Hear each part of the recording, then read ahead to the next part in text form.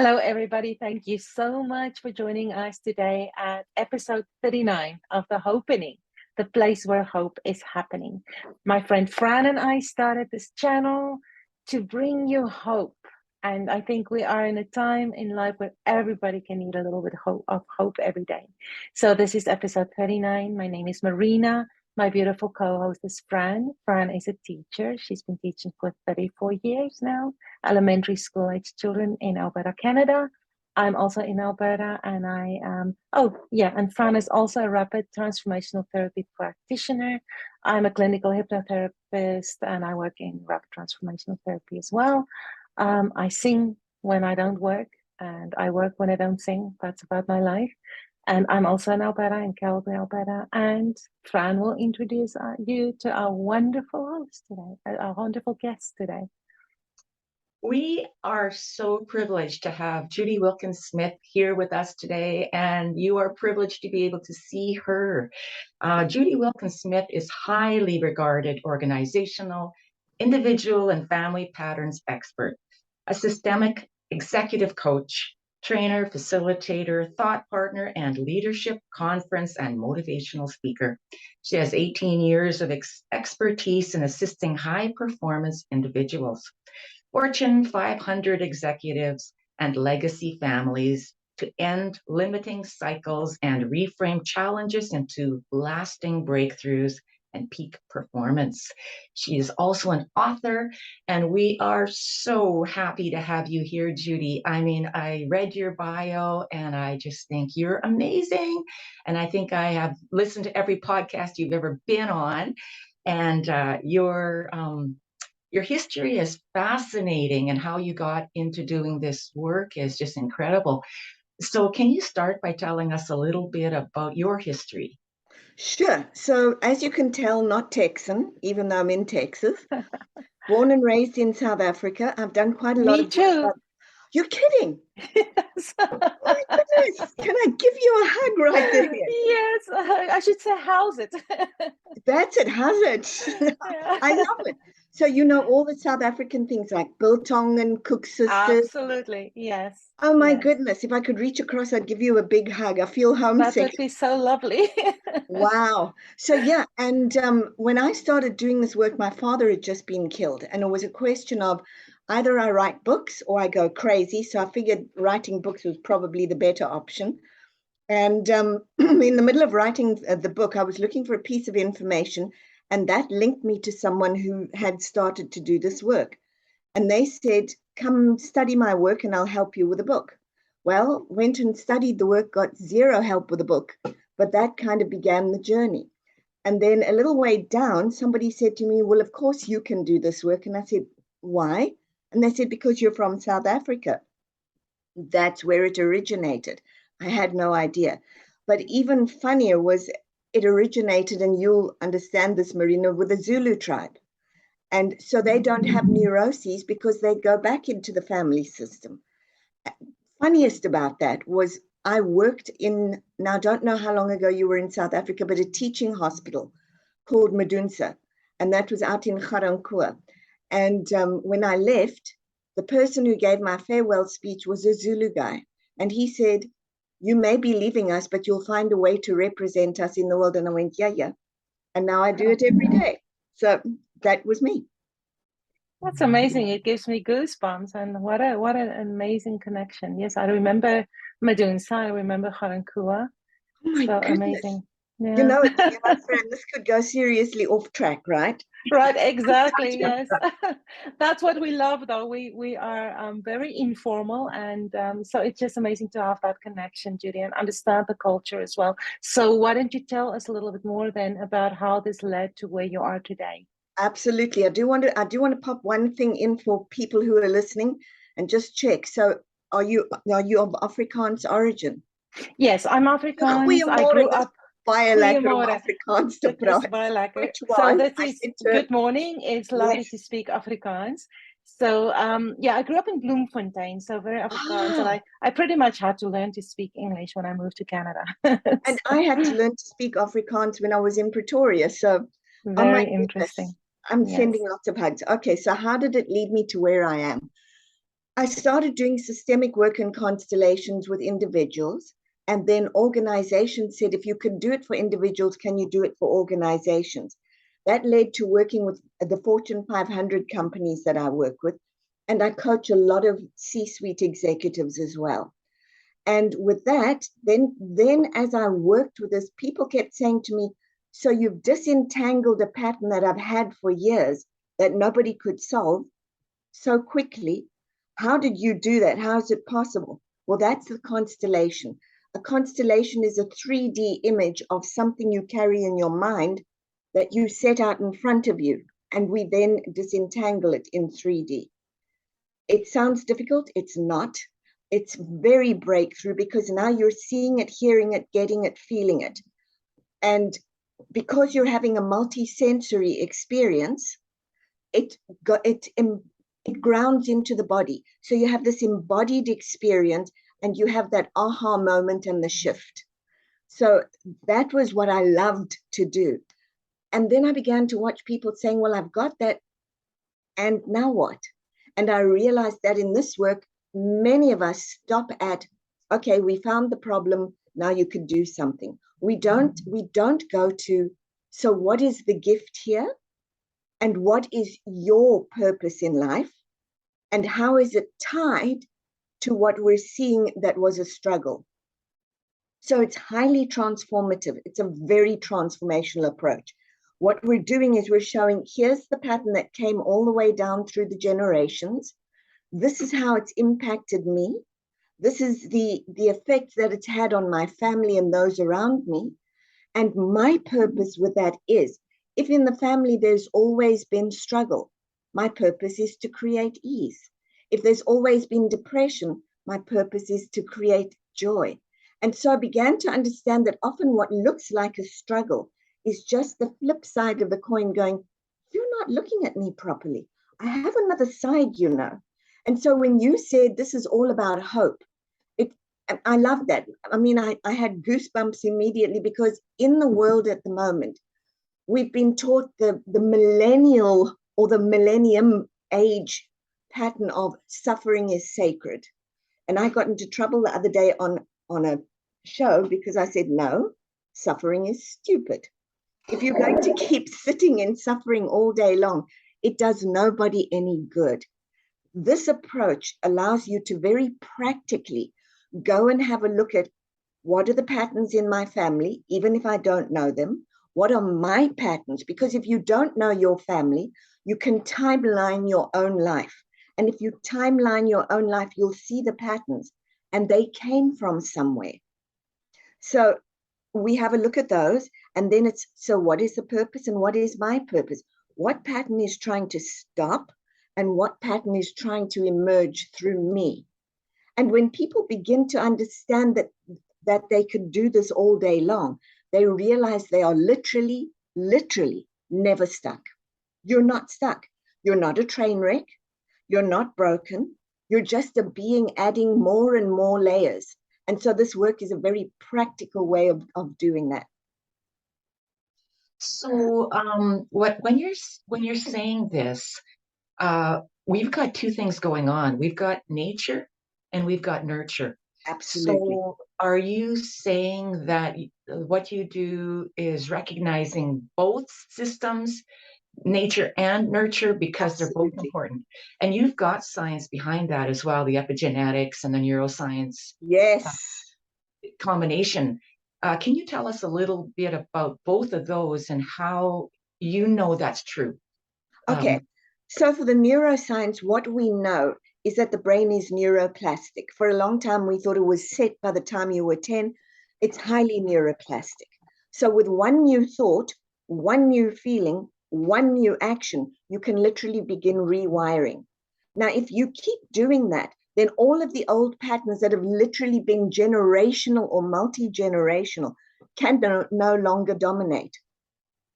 So what happens is, instead of living your ancient or reliving ancient history, because 90% of us are not living our lives, we're repeating history. The minute you start to wire in that one new thought, one new feeling, one new action, you change that. And now hopeless becomes hopeful and sad becomes joyful. So we know this, with the studies are there, they show the different wirings that happen. So the more and more that you pattern that in, and the more you practice it, that old thing of fake it till you make it is actually incorrect. It's fire it till you wire it. That's your correct piece. So we have that. And then with epigenetics, they've now done numerous studies. The most recent is 9/11, where they studied women who were pregnant at the time that it happened and who lost spouses.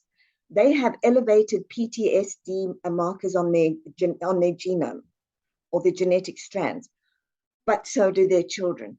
If you go to the other study, the Great Dutch Hunger Winter, they had an intact group of a whole Dutch city, and it was ringed around by the Nazis to punish them for having worked with the Allies. And for 3 months, there was no food and no water. So they had to eat and drink whatever was there.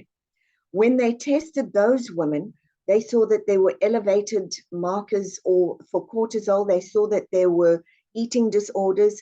Some had malnutrition, others were obese. But that is echoed and continues to echo for 4 generations and counting.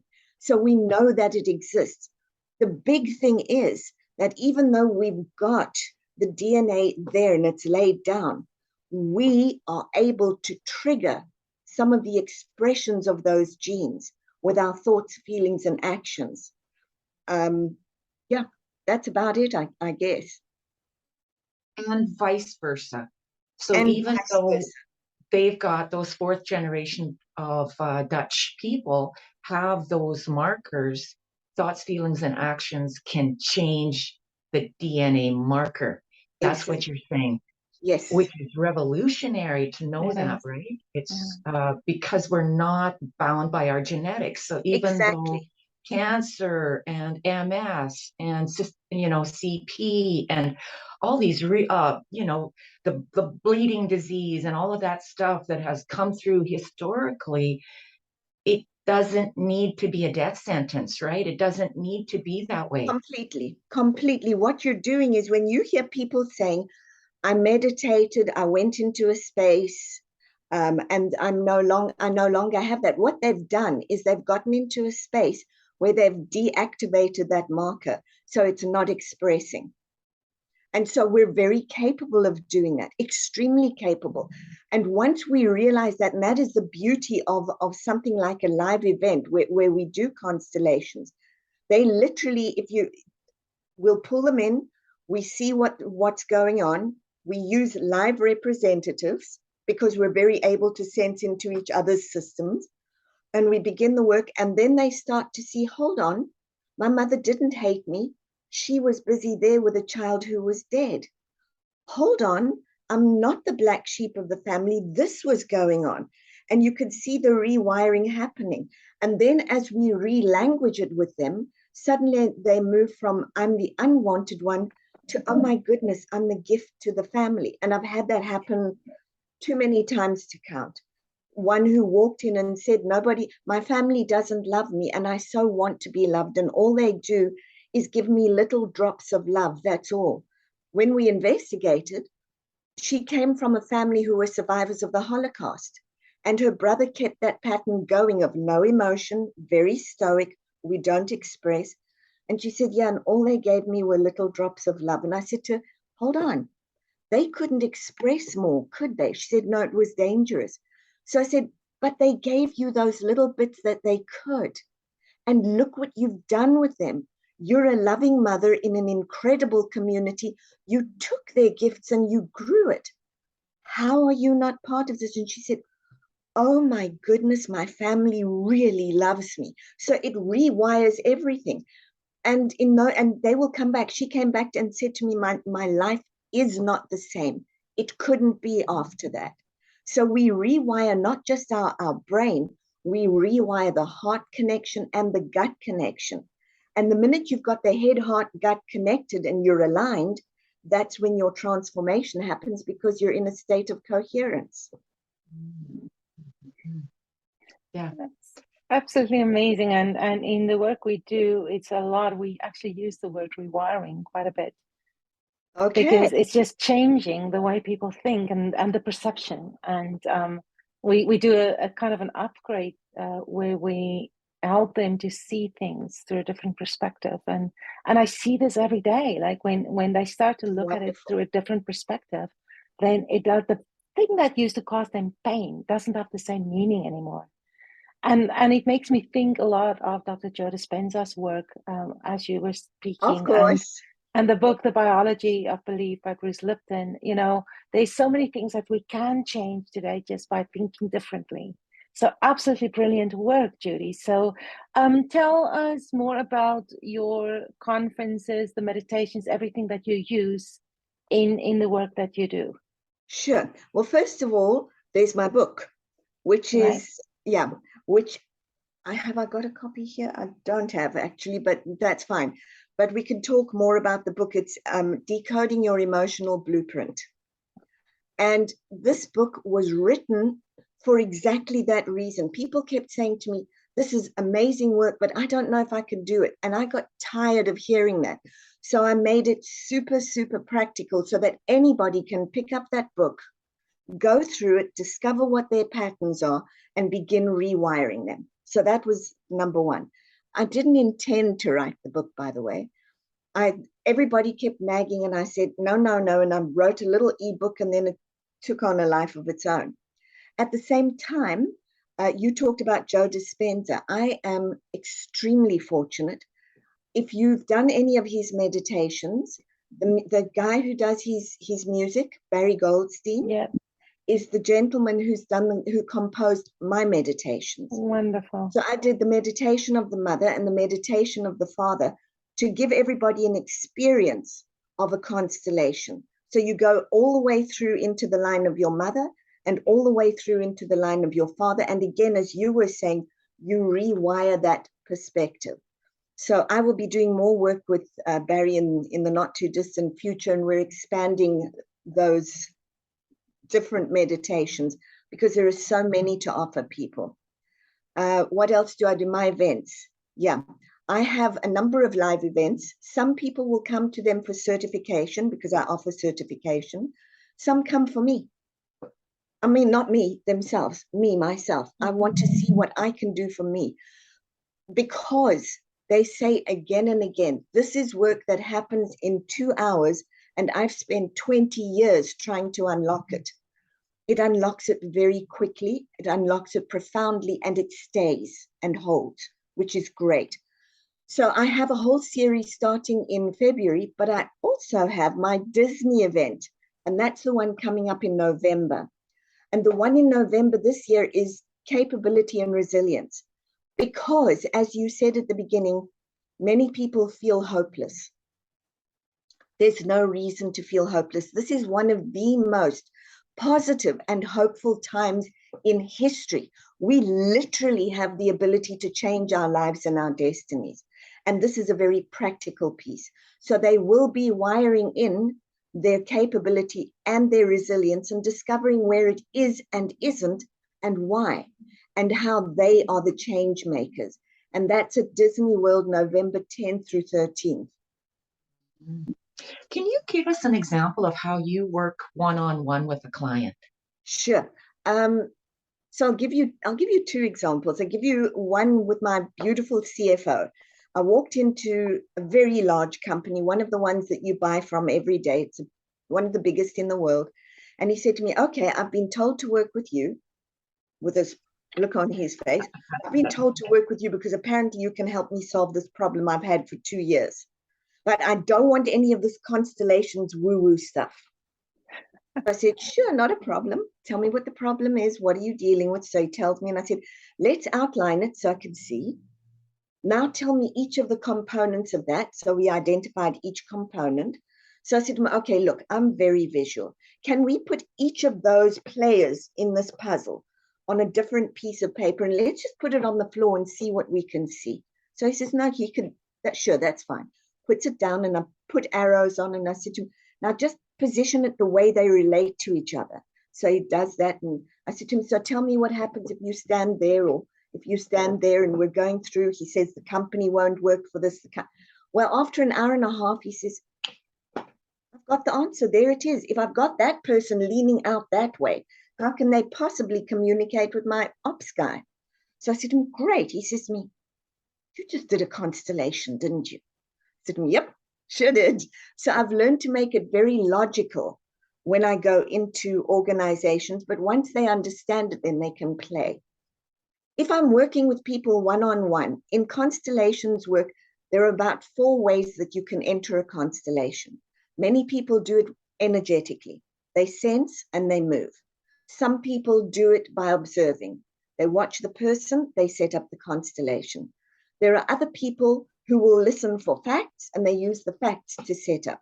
When I work, my entry point is listening to the language and watching the face. So if I listen to the language and I hear hot language, I never, it's terrible, I'm shattered. If I hear inflated language, I want to know, where did that come from? Because it usually relates back to an event. And an event is your generator of your emotional DNA.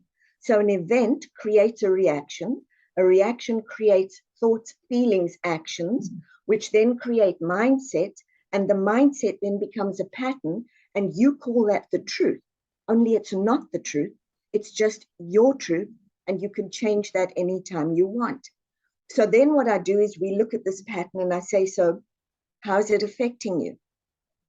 I can't sleep, I'm always sad, I'm always angry. Okay, where did that come from in your family? Who else is like that? My father, my grandfather. So do you see it doesn't belong to you, but you're really carrying it? Let's look at why. Well, I know why I'm carrying it. What would you like? I'd love to be happy, secure, relaxed. So if you were happy, secure, and relaxed, would it mean you were disloyal to the family? And often they will say yes. And I say, but how about if you were teaching the rest of the family just by moving that? Do you have a son? Yes. Do you want him to be the same? Okay, what do we need to do? Often it ties to children. We don't want our children to go through the same. So then what we'll do is we'll start rewiring it and saying, so they worked hard, so I can learn to play. Thank you for working so hard so that there is an opportunity for me to play. I can work and I can play. Thank you for the work ethic. Now it's my turn to add play to the family. And when I do, will you come play with me? Now there isn't a conflict because now they're in alignment with the family, but they're also moving forward. And so what I'm careful to do is not ever break that alignment. You don't want to do that. You want to use it very wisely to inform the future. So that's how I work with them. And they will often say to me, I can feel it in my body. Now, sometimes what I will also do is set up a table to the side, and then I have figurines. And so I'll say to them, okay, tell me where they belong. So now they can see the figurines as well. And as they're talking, I'll say to them, tell me where to move. Do you notice that you're coming closer? Do you notice that you're moving apart? Do you notice that for the first time you can look at something you couldn't look at? And of course, that again is feeding the thoughts, the feelings, and the emotions.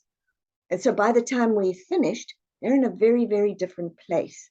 Frequently, what they will then do is I see them at live events, because if they've had that, they now want to experience the full piece. Plus, they're very curious about how you can represent for somebody else's system. And people will say to me all day long, how can I be a representative? I don't know what's going on in her life. And I said to them, but you do. If you watch something like American Idol or The Voice, and you see somebody have that breakout moment and you get goosebumps, what do you think you're doing? Or you watch television and you see somebody being horribly handled and you go, what do you think you're doing? We've just never been taught that that's what we do, and it's actually a superpower. So it's a bit of a hidden one, and they learn to activate that at events. So in the case of, so you've got all these players, you got your grandpa and you got your mom and dad and both sides of the family or whatever, but you don't ever know this one because this one died as an infant, or there was an abortion over here, or there was something there. Grandpa, you never talked about grandpa because grandpa died in the insane asylum. How does that all work into the figurines as you move them? So here's the piece you need to know. If grandpa died in an insane asylum, he was excluded.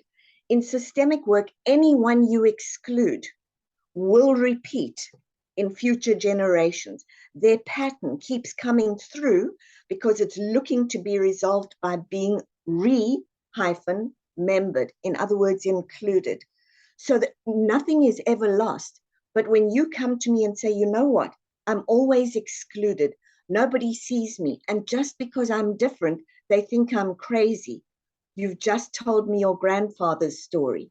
And when we go back to grandfather and we see that, my piece for you would be, okay, look at that grandfather. I'm going to turn the figure in for you. Look at that grandfather figure. Tell him, I see you. When nobody else would, I did. And I give you a place. And the way I give you a place is by being different. And I find that I'm excluded. For you who couldn't be included, I will give you a place in my heart. And I'm going to find a way to belong in this family. And so now you flip it straight into balance. And that is the beauty of you as the change agent. So how do you deal with a client that would come to you who went through tremendous abuse in their family? Okay, so I've had a fair amount of that. First of all, I want to see where the abuse began.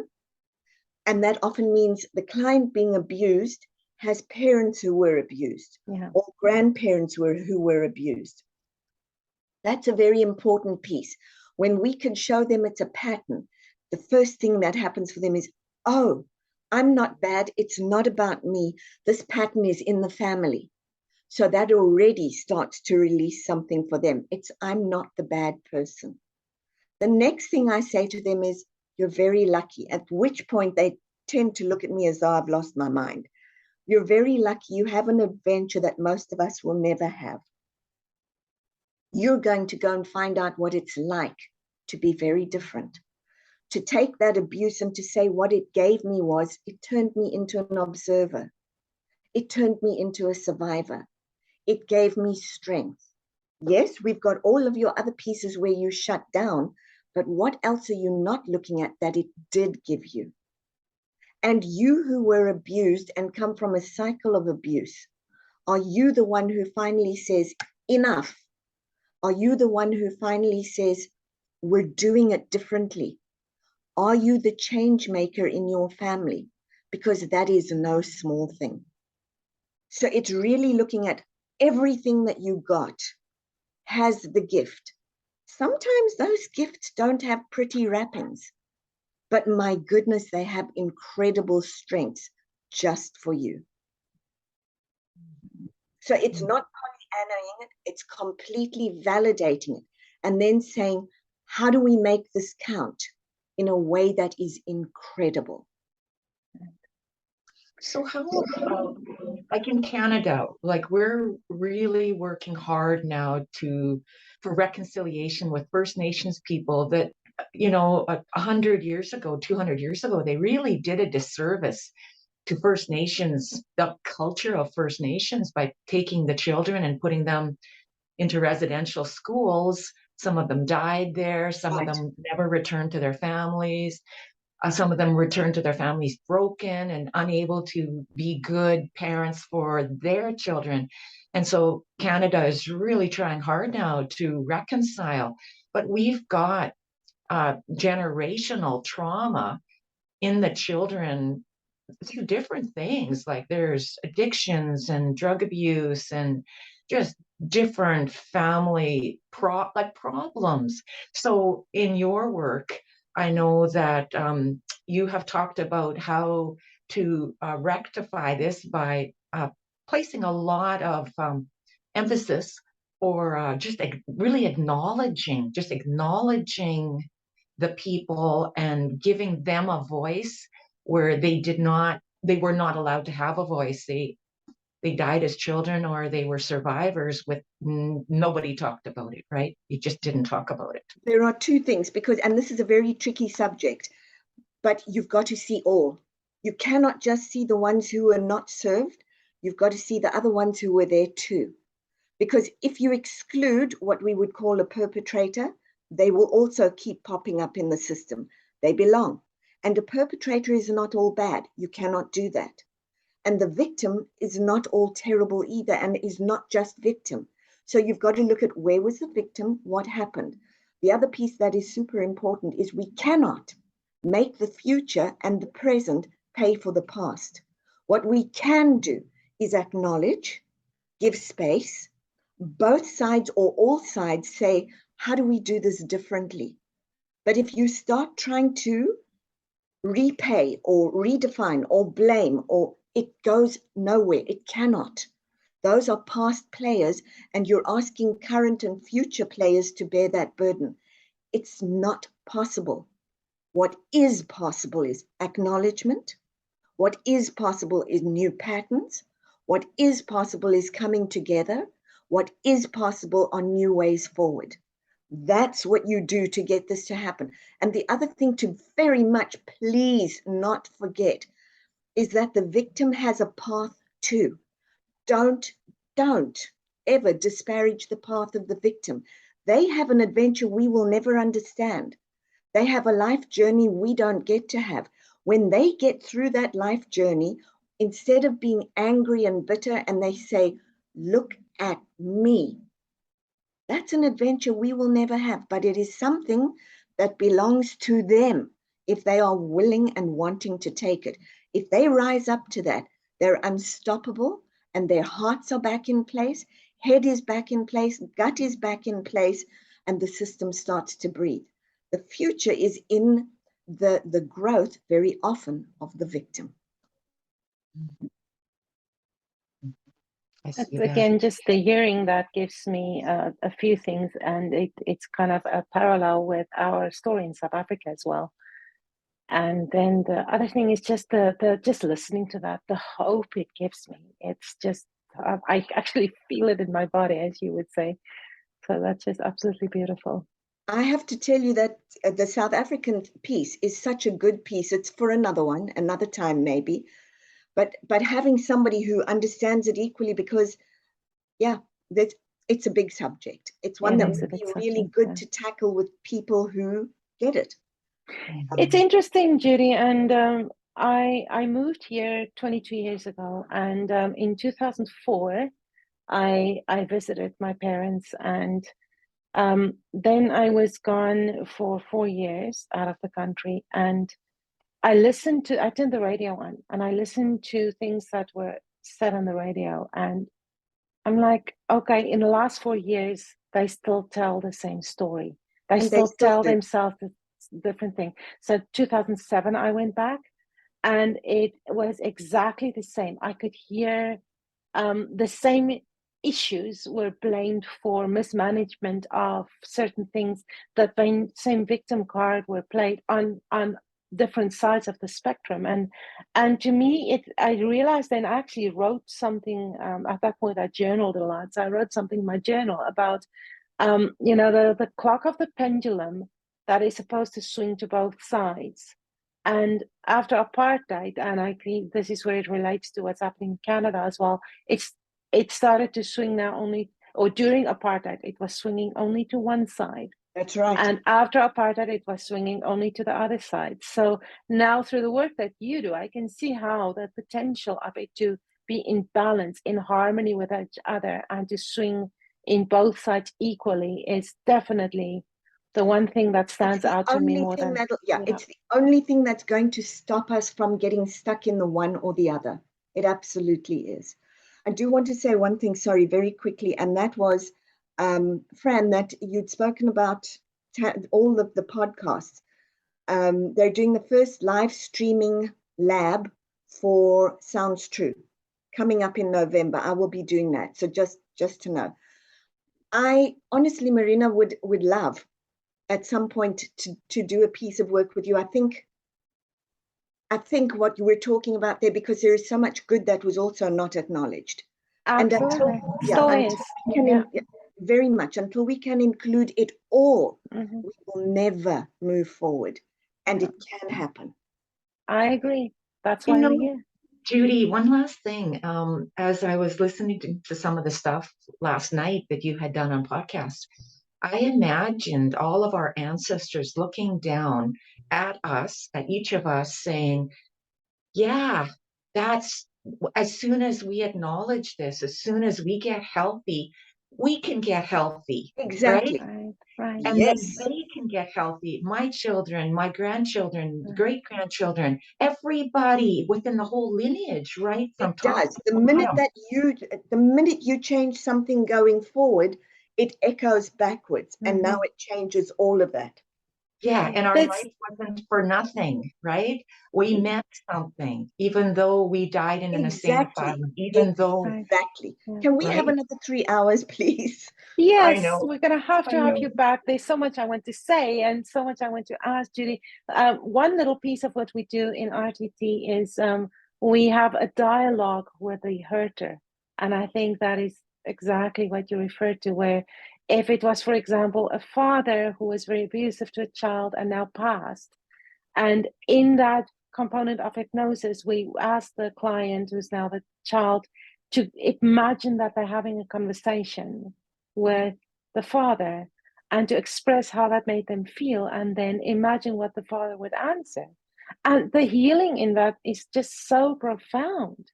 And the way they are set free. But I love what you and Fran both brought up now, just the imagining that it actually sets them free as well, sets that energy free. It does. And the two meditations I spoke about, the conversations between mother and child and father and child also happen. Yeah. The way you describe it, I think you would enjoy it. It's that I'm same gonna download that today, and I'm gonna buy your book today as well. perfect. Do that because I really want to hear from you. I want to speak to you more. Yeah, We we will want do to that. have you back. Absolutely. You are just a Yes, wealth. We have definitely. only So, touched the Judy, top of can the you iceberg. tell us? Sorry, Fran, I'm gonna keep on talking over you. We're running out of time. So, can you tell us how our clients can, or our viewers can get hold of you? Absolutely. So Judy Wilkins-Smith.com. They can get hold of me that way. They can get hold of me through Sounds True. They can get hold of me through the Shift Network. I've just finished teaching a course for them. Their best bet is to go to my website, and then, of course, to come to the live events. Those are the doors they're going to walk through and change their lives. Absolutely amazing. Yeah. Thank you so much for being here, Judy. We are having you back. I promise Yes, you I would love to be that. back. I will tell my person to make it happen. And Right. Fran, I'm going to say thank you so much for sending me that invitation. This was gold. And Marina, I'm going to say thank you very much, but I'm going to say it in Afrikaans. Ek is vreeslik bly ek het jou gesien. Baie liefde. And that was Baie dankie. so glad to see you. Lots of love. And Fran, lots of love to you. A little South African lesson, Afrikaans lesson. To buy a donkey is thank you very much in Afrikaans. So buy a donkey. God bless.